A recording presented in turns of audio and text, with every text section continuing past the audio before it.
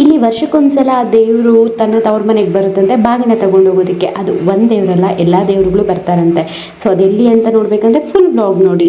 Hi guys, welcome back to Gopinandas lifestyle. Guys, ಇವತ್ತು ನಾವು ಹೋಗ್ತಾ ಇರುವಂತಹ ಜಾತ್ರೆ ಬಂದು ಬೈಲ್ ಬಸವೇಶ್ವರ ಜಾತ್ರೆ. ಇದು ಕುಂಸಂದ್ರ ಹತ್ರ ಆಗುತ್ತೆ. ಪ್ರತಿ ವರ್ಷಕ್ಕೊಂದ್ಸಲ ದಸರಾ ದಿನ ಆಗುತ್ತೆ ಗೈಸ್. ಇದು ದಸರಾ ಆಗಿದ್ದ ದಿನ ಶೂಟ್ ಮಾಡಿರೋಂತಹ ವಿಡಿಯೋ. ಸೊ ಅಂದರೆ ಲೈಕ್ ದಸರಾ ಹಬ್ಬದ ನೆಕ್ಸ್ಟ್ ಡೇ ಅಲ್ಲಿ ಜಾತ್ರೆ ಆಗುತ್ತೆ. ಆ ಒಂದು ವ್ಲಾಗ್ ಇದು. ಸೊ ನೀವು ನೋಡ್ತಾ ಇರ್ಬೋದು, ನಾವು ಮೂವರು, ನಾನು, ನನ್ನ ಮಗ, ನನ್ನ ಹಸ್ಬೆಂಡ್ ಮೂವರು ಇವತ್ತು ಆ ಜಾತ್ರೆ ನೋಡೋಕೆ ಹೋಗ್ತಾ ಇದ್ದೀವಿ. ಈ ಒಂದು ಜಾತ್ರೆ ವಿಶೇಷತೆ ಏನು ಅಂದರೆ ಇಲ್ಲಿ ಪ್ರತಿಯೊಂದು ಹೆಣ್ಣು ದೇವರುಗಳು ಬಂದು ಅರಿಶಿನ ಕುಂಕುಮ ತೊಗೊಂಡು ಹೋಗ್ತಾರಂತೆ ತವ್ರ ಮನೆಗೆ ಬಂದು. ಸೊ ಈ ಒಂದು ವ್ಲಾಗ್ನ ನಾನು ಲಾಸ್ಟ್ ಟೈಮ್ ಕೂಡ ಅಪ್ಲೋಡ್ ಮಾಡಿದ್ದೆ. ಬಟ್ ಲಾಸ್ಟ್ ಟೈಮು ತುಂಬ ಕ್ಲಿಪ್ಸು ನಾನು ಜಾತ್ರೆಯಲ್ಲಿ ತುಂಬ ಹೊತ್ತಿರಲಿಲ್ಲ. ಸೊ ಎಷ್ಟಾಗುತ್ತೋ ಅಷ್ಟು ಮಾತ್ರ ತೋರಿಸಿದ್ದೆ. ಇದನ್ನು ಬೈಲ್ ಬಸವೇಶ್ವರ ಸ್ವಾಮಿ ದೇವಸ್ಥಾನದ ಜಾತ್ರೆ ಅಂತ ಕೂಡ ಕರೀತಾರೆ. ಸೊ ನೀವು ನೋಡ್ತಾ ಇರ್ಬೋದು ಇಲ್ಲಿ ಜಾತ್ರೆ ವೈಬ್ಸ್ ಎಷ್ಟು ಚೆನ್ನಾಗಿದೆ ಅಂತ ಹೇಳಿಬಿಟ್ಟು. ಸೊ ಜನ ಕಂಪೇರ್ ಟು ಲಾಸ್ಟ್ ಇಯರ್ಗೆ ಮಾಡಿದ್ರೆ ಈ ಇಯರ್ ಸ್ವಲ್ಪ ಕಡಿಮೆ ಬಂದಿದ್ದರು. ಸೊ ನನಗಿಲ್ಲಿ ಜಾತ್ರೆಗಳಲ್ಲಿ ಮೇಯ್ನ್ ನನಗೆ ಗೊತ್ತಾಗೋದೇನು ಅಂದರೆ ದೇವರು ಎಲ್ಲ ಕೊಟ್ಟುನೇ ಎಲ್ಲ ಒಂದು ಟ್ಯಾಲೆಂಟ್ ಇರಬೇಕು ಅಂತ ಹೇಳಿಲ್ಲ. ಕೆಲವೊಬ್ಬರಿಗೆ ಕಣ್ಣು ಕಾಣಲ್ಲ, ಬಟ್ ಆದರೆ ಅವರು ಸಾಂಗ್ಸ್ ಮಾತ್ರ ಅದ್ಭುತವಾಗಿ ಆಡ್ತಾರೆ. ಸೊ ಅಂಥದ್ದೆಲ್ಲ ನೋಡ್ತಾ ಇದ್ದರೆ ಏನೋ ಒಂಥರ ಮನಸ್ಸಿಗೆ ಖುಷಿ ಆಗುತ್ತೆ. ಈಗ ಫಸ್ಟು ದೇವ್ರ ದರ್ಶನಕ್ಕೆ ಅಂತ ಹೋಗ್ತಾ ಇದ್ದೀನಿ. ಇಲ್ಲಿರೋದು ಬಸವೇಶ್ವರ ಸ್ವಾಮಿ ದೇವರು.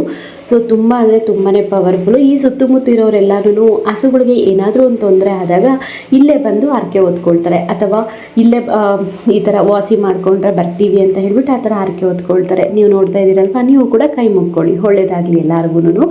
ಸೊ ಹಾಗೆ ಇನ್ನು ದೇವ್ರನ್ನ ನೋಡಿದ್ದ ಆದಮೇಲೆ ಅರಿಶಿನ ಕುಂಕುಮ ತೊಗೊಳೋದಕ್ಕೆ ಬರ್ತಾರೆ ಅಂತ ಹೇಳಿದ್ನಲ್ವ, ಇಲ್ಲಿ ನೋಡಿ ಬರೀ 1-2 ದೇವರಲ್ಲ, ಇಷ್ಟು ದೇವ್ರು ಇರ್ತಾರೆ ಅಂತ ಹೇಳಿಬಿಟ್ಟು ನೀವೇ ನೋಡ್ಕೊಂಡು ಬನ್ನಿ. ಆವಾಗ ನಿಮಗೆ ಗೊತ್ತಾಗುತ್ತೆ ಎಷ್ಟು ಚೆನ್ನಾಗಿ ಅಲಂಕಾರ ಮಾಡಿಕೊಂಡು ದೇವರುಗಳನ್ನೆಲ್ಲ ತೊಗೊಂಡು ಬಂದು ಇಲ್ಲಿ ಇಟ್ಟಿರ್ತಾರೆ ಗೊತ್ತಾ.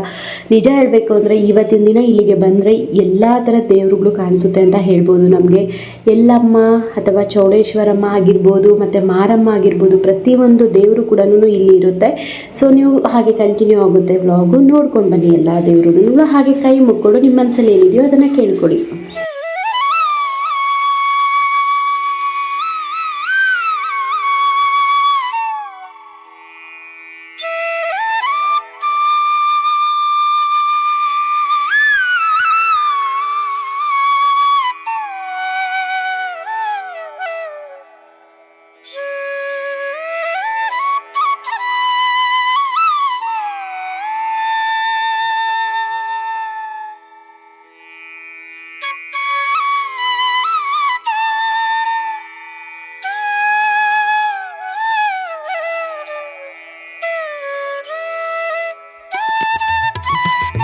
ಎಲ್ಲ ದೇವರುಗಳನ್ನ ನೋಡಿದ್ರಲ್ವಾ, ಇವಾಗ ಬನ್ನಿ ಜಾತ್ರೆ ನೋಡಕ್ಕೆ ಹೋಗೋಣ.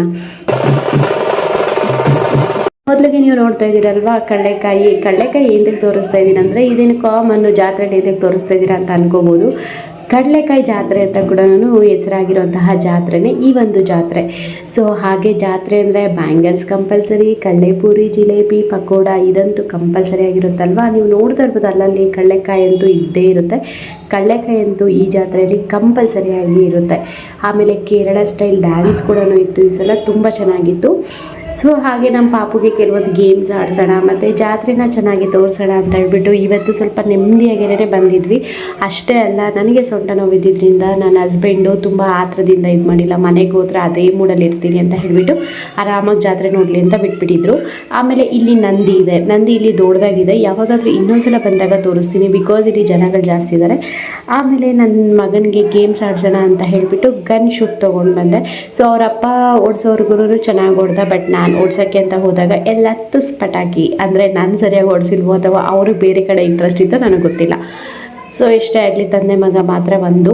ಸೊ ಅದಾದಮೇಲೆ ಈ ರಿಂಗ್ ಎಸಿತಾರಲ್ವ, ಅದು ಕೂಡ ಅಷ್ಟೇ. ಅಟ್ಲೀಸ್ಟ್ ನಾನು ಎಸ್ದಿದ್ದೊಂದು ಬಿಸ್ಕೆಟ್ ಆದರೂ ಸಿಕ್ತು, ಇವರಿಬ್ಬರು ಎಸ್ದಿದ್ದು ಏನೂ ಸಿಗಲಿಲ್ಲ. ಸೊ ಕೆಲವೊಂದು ಸಲ ಏನೋ ಅಂತಾರಲ್ವ, ಗರ್ಲ್ಸ್ ಆರ್ ಸ್ಟ್ರಾಂಗ್ ಗುರು ಅಂತ, ಆ ಥರ. ಸೊ ಇದೆಲ್ಲ ಆಡಿಕೊಂಡು ಆಮೇಲೆ ಅಲ್ಲೇ ಪ್ರಸಾದ ಕೊಡ್ತಾಯಿದ್ರು ಗೈಸ್. ಸೊ ಪ್ರಸಾದಕ್ಕಂತ ಹೋಗಬೇಕು. ಸೊ ಫಸ್ಟು ಇದನ್ನೆಲ್ಲ ಮುಗಿಸೋಣ ಅಂತ ಹೇಳ್ಬಿಟ್ಟು ನಾವು ಮೂವರು ಆಡ್ತಾಯಿದ್ದೀವಿ. ತುಂಬ ಚೆನ್ನಾಗಿತ್ತು, ತುಂಬ ಚೆನ್ನಾಗಿ ಎಂಜಾಯ್ ಮಾಡಿದ್ವಿ. ನಾವು ಯಾವಾಗಲೂ ಗಜ್ಬೀಜಿ ಅಂತ ಅದು ಇದು ಅಂದ್ಕೊಂಡಿರ್ತೀವಿ. ಸೊ ಈ ಥರ ಸಣ್ಣ ಪುಟ್ಟದಲ್ಲಿ ಯಾವಾಗ ಖುಷಿ ನೋಡ್ಕೊಳ್ಳೋಕೆ ಶುರು ಮಾಡ್ತೀವೋ ಆವಾಗ ಜೀವನ ತುಂಬ ನೆಮ್ಮದಿಯಾಗಿರುತ್ತೆ. ಬರೀ ನಮ್ಮದು ಅಂತ ಹೇಳಲ್ಲ, ಪ್ರತಿಯೊಬ್ಬರದ್ದು ಅಷ್ಟೇ ಗೈಸ್. ಯಾವಾಗ ನಾವು ದೊಡ್ಡದಕ್ಕೆ ಆಸೆ ಪಡ್ತೀವೋ ಆವಾಗ ಮಾತ್ರ ಜೀವನ ಗಲಿಬಿಲಿ ಆಗೋದು. ಅಂದರೆ ಒಂಥರ ಅದು ಅದು ಬೇಕು ಅನ್ಸೋದು. ಬಟ್ ಯಾವಾಗ ನಾವು ಸಣ್ಣ ಪುಟ್ಟದ್ರಲ್ಲಿ ಖುಷಿ ಪಟ್ಕೊಳ್ಳೋಕ್ಕೆ ಶುರು ಮಾಡ್ತೀವೋ ಆವಾಗ ಜೀವನ ಅನ್ನೋದು ತುಂಬ ಚೆನ್ನಾಗಿ ಕಾಣಿಸುತ್ತೆ. ಇವಾಗ ದೇವರುಗಳೆಲ್ಲನೂ ವಾಪಸ್ ತವ್ರ ಮನೆಗೆ ಹೋಗ್ತಾರೆ. ಇವತ್ತು ನೆನ್ನೆ ಫುಲ್ಲು ಇಲ್ಲಿ ಮುದ್ದೆ ಮತ್ತು ಕಾಳುಳ್ಳಿ ಸಾಂಬಾರು ಕೊಡ್ತಾಯಿದ್ರು. ನಾವು ನಿಮಗೆ ಲಾಸ್ಟ್ ಬ್ಲಾಗಲ್ಲಿ ಹೇಳಿದ್ವಲ್ಲ ಕಾಳು ಕೊಡೋಕೆ ಬಂದಿದ್ದೀವಿ ಅಂತ, ಅದು ಇದು. ಸೊ ಅದಾದಮೇಲೆ ಇವಾಗ ದೇವರುಗಳೆಲ್ಲರೂ ಆರತಿ ತಗೊಂಡು ತವ್ರ ಮನೆಗೆ ಹೋಗ್ತಾರೆ. ಗೈಸ್ ಇಲ್ಲಿ ನನಗೆ ಒಂದು ದೇವ್ರ ಹೆಸರು ಗೊತ್ತಿಲ್ಲ, ಬಟ್ ಆ ದೇವ್ರಿಗೆ ಮಾತ್ರ ಅವ್ರ ಅಣ್ಣನ ಮೇಲೆ ಕೋಪನಂತೆ. ಬಿಕಾಸ್ ಬೇರೆ ಕ್ಯಾಸ್ಟ್ ಕೊಟ್ಟು ಮದುವೆ ಮಾಡಿಬಿಟ್ಟಿದ್ದಾರೆ ಅಂತ ಹೇಳಿಬಿಟ್ಟು ಅವ್ರ ಅಣ್ಣನ ಮುಖ ಕೂಡ ನೋಡಲ್ವಂತೆ. ಬಂದು ಅರಿಶಿನ ಕುಂಕುಮ ತಗೊಂಡು ಆಮೇಲೆ ಹೋಗಬೇಕಾದ್ರೆ ಹಿಂದೆ ಕೂಡ ತಿರುಗಿ ನೋಡಲ್ವಂತೆ, ಹಾಗೆ ಹೋಗ್ಬಿಡ್ತಾರಂತೆ. ಇದು ಆಗಿನ ಕಾಲ ದೊಡ್ಡವ್ರು ಹೇಳ್ತಾ ಇರ್ತಾರೆ ಗೈಸ್. ಅದು ಯಾವ ದೇವರು ಅಂತ ಮಾತ್ರ ನನಗೂ ಗೊತ್ತಿಲ್ಲ. ಸೊ ಬಟ್ ಇದು ಫ್ಯಾಕ್ಟ್ ಅಂತ ಹೇಳ್ತಾರೆ, ಏನೋ ನನಗೂ ಗೊತ್ತಿಲ್ಲ ಅಷ್ಟೊಂದು. ಇಲ್ಲಿ ನೋಡಿ ಎಲ್ಲನೂ ಎತ್ತುಗಳನ್ನೆಲ್ಲ ಕರ್ಕೊಂಡು ಬಂದಿದ್ದಾರೆ. ಆ್ಯಕ್ಚುಲಿ ಇದು ಕಗ್ಲಿಪುರದಲ್ಲಿರುವಂತಹ ದೇವರು. ಅವರು ಉಸ್ಕೂರು ಮಧುರಮ್ಮ ಜಾತ್ರೆಗೆ ತೇರು ಕಟ್ಟೋದನ್ನು ಸ್ಟಾಪ್ ಮಾಡಿರೋದ್ರಿಂದ ಅವರು ಇಲ್ಲಿ ಒಂದು ಆಂಜನೇಯ ಸ್ವಾಮಿ ಹತ್ರ ತೇರು ಕಟ್ಟೋದಕ್ಕೆ, ಹಾಗೆ ಇಲ್ಲಿ ದೇವರು ಕರ್ಕೊಂಡು ಹೋಗಬೇಕಾದ್ರೆ ಈ ರೀತಿ ಎತ್ತುಗಳನ್ನ ಕಟ್ತಾ ಇದ್ದಾರೆ. ಇದಕ್ಕೂ ಮುಂಚೆ ಅವರು ಎತ್ತುಗಳನ್ನ ಮಧುರಮ್ಮ ಜಾತ್ರೆ ಕಟ್ಟಿಸ್ತಾ ಇದ್ರು ಗೈಸ್. ಬಟ್ ಇವಾಗ ಮಧುರಮ್ಮ ಜಾತ್ರೆಯಲ್ಲಿ ಅವರು ತೇರನ್ನ ಕಟ್ತಾ ಇಲ್ಲ ಅಂತೇಳ್ಬಿಟ್ಟು ಈ ಒಂದು ಜಾತ್ರೆ ಕಟ್ಟಿದ್ದಾರೆ. ಈ ಒಂದು ಎತ್ತು ಮಾತ್ರ ಬಲೆ ಕಾಟ ಕೊಡ್ತು ಗೈಸ್ ಅವ್ರಿಗೆ. ನನಗೆ ಭಯ ಆಗ್ತಿತ್ತು, ವೀಡಿಯೋ ಮಾಡ್ತಾಯಿದ್ದೀನಿ, ಡೈರೆಕ್ಟಾಗಿದ್ದೀನಿ, ಬಂದು ಎಲ್ಲಿ ಚುಚ್ಚಿಬಿಡುತ್ತಪ್ಪ ಅಂತ. ಸೊ ಸಖತ್ ಕಾಟ ಕೊಡ್ತಾ ಇತ್ತು. ಬಟ್ ಆದರೆ ತುಂಬ ಚೆನ್ನಾಗಿತ್ತು ಗೈಸ್. ಈ ಥರ ಒಂದು ಸಣ್ಣ ಪುಟ್ಟದನ್ನು ನಿಮ್ಮ ಮಕ್ಕಳಿಗೂ ಕೂಡ ತೋರಿಸಿ ಅವರು ಕೂಡ ಇದನ್ನೆಲ್ಲ ಅರ್ಥ ಮಾಡ್ಕೊಳ್ಳಿ, ಕಲೀಲಿ. ಮತ್ತು ಅವ್ರಿಗೂ ಈ ಒಂದು ಜಾತ್ರೆ ಇದೆಲ್ಲ ನಾನು ಮುಂದಕ್ಕೆ ಹೋಗ್ತಾ 100% ಕಡಿಮೆ ಆಗುತ್ತೆ ಗೈಸ್. ಮೇ ಬಿ ನಮ್ಮ ಮಕ್ಕಳು ನೋಡ್ಬೋದೇನೋ ಅಷ್ಟೇ ಜಾತ್ರೆಗಳು ಅದೆಲ್ಲನೂ. ಅವ್ರ ನೆಕ್ಸ್ಟ್ ಜನ್ರೇಷನ್ಗೆ ಜಾತ್ರೆ ಅಂದರೆ ಏನಾದರೂ ಒಂದು ಸಂತೆ ಕೂಡ ಜಾತ್ರೆ ಅಂದ್ಕೊಂಡ್ರು ಕೂಡ ದೊಡ್ಡ ವಿಶೇಷತೆ ಏನೂ ಇಲ್ಲ ಗೈಸ್. ಯಾಕೆ ಅಂದರೆ ಈಗ ಡೇ ಬೈ ಡೇ ಜಾತ್ರೆಗಳು ಕೂಡ ಕಡಿಮೆ ಆಗ್ತಿದೆ. ಜಾತ್ರೆ ಅಂದರೆ ಅಯ್ಯೋ ಆ ರಶಲ್ಲಿ ಯಾರಪ್ಪ ಹೋಗ್ತಾರೆ ಅನ್ನೋ ಮೈಂಡ್ಸೆಟ್ಟಿಂದ ತುಂಬ ಜನ ಬರೋದು ಇಲ್ಲ, ನೋಡೋದು ಇಲ್ಲ.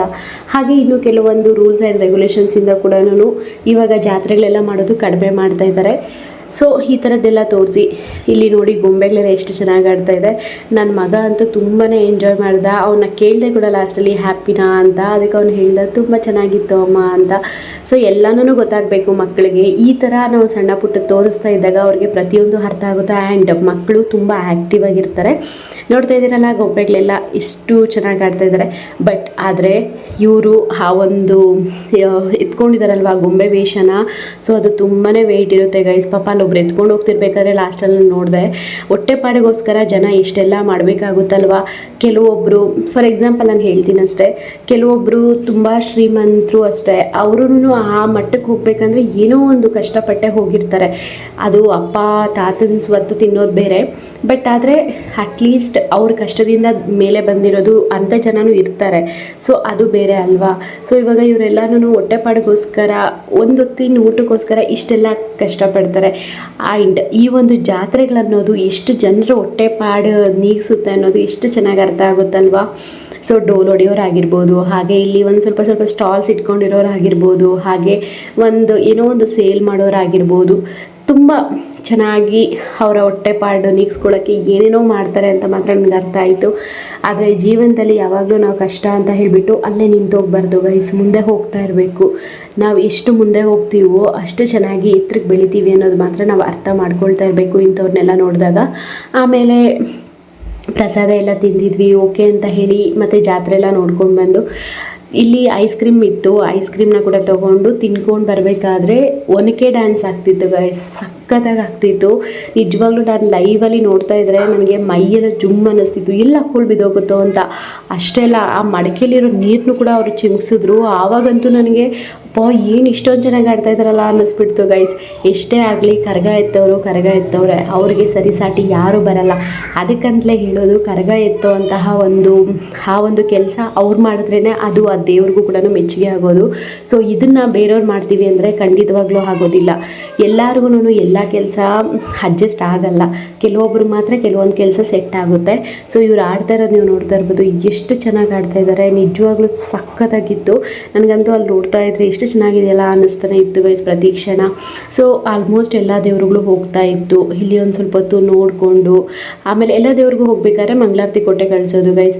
ಆಮೇಲೆ ಒಳಗಡೆ ಬಸಪ್ಪನ ಉಯ್ಯಾಲೆಯಲ್ಲಿ ಕೂರಿಸಿರ್ತಾರೆ. ಎವ್ರಿ ಇಯರ್ ನಾನು ನೋಡ್ತಾ ಇದ್ದೆ, ಬಟ್ ಈ ಇಯರ್ ನಾನು ನೋಡಿರಲಿಲ್ಲ, ಬಸಪ್ಪನ ಇನ್ನೂ ಕೂರಿಸಿರಲಿಲ್ಲ. ಅದಕ್ಕೋಸ್ಕರ ಸರಿ ಅಂತ ಹೇಳ್ಬಿಟ್ಟು ಇನ್ನೊಂದು ರೌಂಡ್ ಒಳಗಡೆ ಹೋಗಿದ್ದೆ. ಅಷ್ಟರಲ್ಲಿ ಬಸಪ್ಪನ ಉಯ್ಯಾಲೆಯಲ್ಲೂ ಕೂಡ ಕೂರಿಸಿದ್ರು.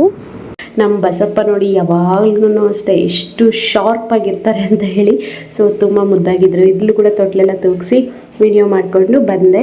ಸೊ ಮನೆಗೆ ಬರ್ತಾ ನಾವು ಹಾಗೆ ಕಾಫಿಗೆ ಹೋಗಿದ್ವಿ. ಇಲ್ಲೇ ನಮ್ಮ ಅಂದರೆ ಆನ್ ದಿ ವೇಲೆ ಇತ್ತು. ಸೊ ಇಲ್ಲಿ ಕಾಫಿ ತುಂಬ ಚೆನ್ನಾಗಿರುತ್ತೆ. ನಾವು ಆವಾಗ ರೆಗ್ಯುಲರ್ ಆಗಿ ಬರ್ತಾ ಇರ್ತೀವಿ. ಹಾಗೆ ನಮ್ಮ ಪಾಪುಗೆ ಇಲ್ಲಿ ಜಾರ ಬಂಡಿ ಇರೋದ್ರಿಂದ ನಾವು ಸ್ವಲ್ಪ ಪೀಸ್ ಆಗಿರ್ಬೋದು ಅನ್ನೋದು ಒಂದು ರೀಸನ್ ಅಷ್ಟೇ. ಇನ್ನೇನು ಮನೆಗೆ ಹೋಗೋಣ ಅನ್ನೋ ಅಷ್ಟರಲ್ಲಿ ಮಳೆ ಕೂಡ ಫುಲ್ ಜೋರಾಗೋಯಿತು. ಸೊ ಇದೇನಪ್ಪ ಅಂದ್ಕೊಂಡು ಸರಿ ಅಂತ ಹೇಳ್ಬಿಟ್ಟು ಅಲ್ಲೇ ಇದ್ವಿ. ಮಳೆಯಲ್ಲಿ ನೆನ್ಕೊಂಡು ಹೋಗೋದೆಲ್ಲ ಬೇಡ, ಸುಮ್ಮನೆ ನೆನ್ಕೊಂಡು ಹೋದ್ರೆ ಹಂಗೆ ನನ್ನ ಮಗನಿಗೆ ಜ್ವರ ಬಂದುಬಿಡುತ್ತೆ ಗೈಸ್. ಸೊ ಆಮೇಲೆ ಅವನು ಕೂಡ ಚಿಕನ್ ಕೇಳಿದ್ದ. ಅವ್ನಿಗೇನೋ ಒಂದು ಸ್ವಲ್ಪ ನಗೆಟ್ಸ್ ಏನೋ ಆರ್ಡ್ರ್ ಮಾಡಿಕೊಟ್ವಿ. ಸೊ ಅವನು ಕೂಡ ನಗೆಟ್ಸ್ ತಿನ್ಕೊಂಡು ಹಾಗೆ ಆಟಾಡ್ಕೊಂಡಿದ್ದ. ನಾವು ಕೂಡ ಕಾಫಿ ಎಂಜಾಯ್ ಮಾಡಿಕೊಂಡು ಆರಾಮಾಗಿದ್ದು ಆಮೇಲೆ ಮನೆಗೆ ಹೊರಟ್ವಿ ಗೈಸ್. ಮನೆಗೆ ಹೋದ್ಮೇಲೆ ನಾನು ಈ ಒಂದು ವಿಡಿಯೋನ ಕಂಟಿನ್ಯೂ ಮಾಡಿದೆ.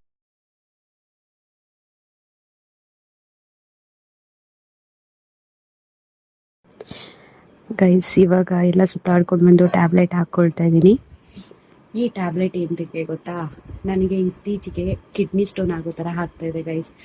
ಸೊ ಗೊತ್ತಿಲ್ಲ ಕಿಡ್ನಿ ಸ್ಟೋನು ಅಲ್ವೋ ಏನು ಅಂತ ಹೇಳಿಬಿಟ್ಟು, ಬಟ್ ಆದರೆ ತುಂಬ ಸೊಂಟ ನೋವು ಬರ್ತಿದೆ, ಲೈಕ್ ಬ್ಯಾಕ್ ತುಂಬ ಕಿಡ್ನಿ ಹತ್ರನೇ ಪೇಯ್ನ್ ಆಗ್ತಾ ಇದೆ. ಸೊ ಅದಕ್ಕೆ ನನ್ನ ಹಸ್ಬೆಂಡ್ ಅವ್ರು ಗೊತ್ತಿರೋರ ಹತ್ರ ಒಬ್ಬರನ್ನ ಕರೆಸಿ ಟ್ಯಾಬ್ಲೆಟ್ಸ್, ಲೈಕ್ ಅವರು ಡಾಕ್ಟರೇ, ಅವ್ರ ಹತ್ರ ಕೇಳಿ ಟ್ಯಾಬ್ಲೆಟ್ಸ್ ಕೊಡಿಸ್ತಿದ್ದಾರೆ ಗೈಸ್. ಗ್ಯಾಸ್ಟ್ರಿಕ್ದು ಆ್ಯಂಡ್ ಕ್ಯಾಲ್ಶಿಯಮ್ ಟ್ಯಾಬ್ಲೆಟ್ ಕೊಟ್ಟಿದ್ದಾರೆ, ವೀಕ್ಲಿ ಒನ್ಸ್ ತಗೊಳ್ಳಿ ಅಂತ ಹೇಳಿಬಿಟ್ಟು. ಆಮೇಲೆ ಇನ್ನೆರಡು ಟ್ಯಾಬ್ಲೆಟ್ಸ್, ಲೈಕ್ ಇದನ್ನು ನೈಟ್ ಊಟ ಆದಮೇಲೆ ಹಾಕ್ಕೊಳ್ಳೋದು. ಗ್ಯಾಸ್ಟ್ರಿಕ್ದು ಕೊಟ್ಟಿದ್ರು, ನಾನು ಹಾಕ್ಕೊಂಡಿಲ್ಲ ಯಾಕಂದರೆ ನಾವು ಆಚೆ ತಿನ್ಕೊಂಡು ಬಂದಿಲ್ಲ, ಸೊ ಅದಕ್ಕೋಸ್ಕರ.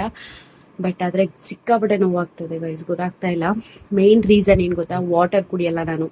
ಸೊ ವಾಟರ್ ಕುಡಿಯಲ್ಲ ಅನ್ನೋ ಒಂದು ರೀಸನ್ಗೆ ಇದೆಲ್ಲ ಅನುಭವಿಸ್ತಾ ಇರೋದು. ಸೊ ಬಟ್ ಆದರೆ ನಾನೇ ಬಂದ್ ಮಾಡಬೇಕು, ನೀರು ಕೊಡ್ಬೇಕು ಆಸೆ ಮೇಲೆ. ಬಟ್ ಆದರೆ ಹೆಂಡತಿಗೆ ಹುಷಾರ್ ತಪ್ಪದಾಗ್ಲೇ ಗೊತ್ತಾಗೋದು ಗಂಡ ಎಷ್ಟು ಕೇರ್ ಮಾಡ್ತಾರೆ ಅಂತ. ಬಟ್ ನನ್ನ ಗಂಡ ತುಂಬಾ ಒಳ್ಳೆಯವ್ರು, ಸಖತ್ ಕೇರ್ ಮಾಡ್ತಾರೆ ಗೈಸ್. ಈ ವಿಷಯದಲ್ಲಿ ಮಾತ್ರ ಕೇಳ್ಕೊಂಡು ಬಂದ್ಬಿಟ್ಟಿದ್ದೀನಿ ದೇವ್ರ ಹತ್ರ. ಬಿಟ್ಬಿಡ್ತೀನಿ ಮಾಡೋದಕ್ಕೆ ತಾನೇ, ನಿಮ್ಗೂ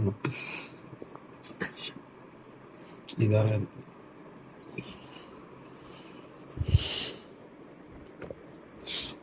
ನೀನು ಹೈಟ್ ಜಾಸ್ತಿ, ಒಂದೊಂದ್ಸಲ ನಾನು ಕ್ಯಾಶುವಲ್ ಆಗಿ ಇಟ್ಟಿರ್ತೀನಿ ಹಿಂಗೆ, ಆಮೇಲೆ ನೋಡಿದ್ರೆ ನೀನು ಒಟ್ಟು ಇಲ್ಲಿವರೆಗೂ ಬಂದಿರುತ್ತೆ ಅಷ್ಟೇ, ನೀನು ಬೇಸೇ ಬಂದಿರಲ್ಲ.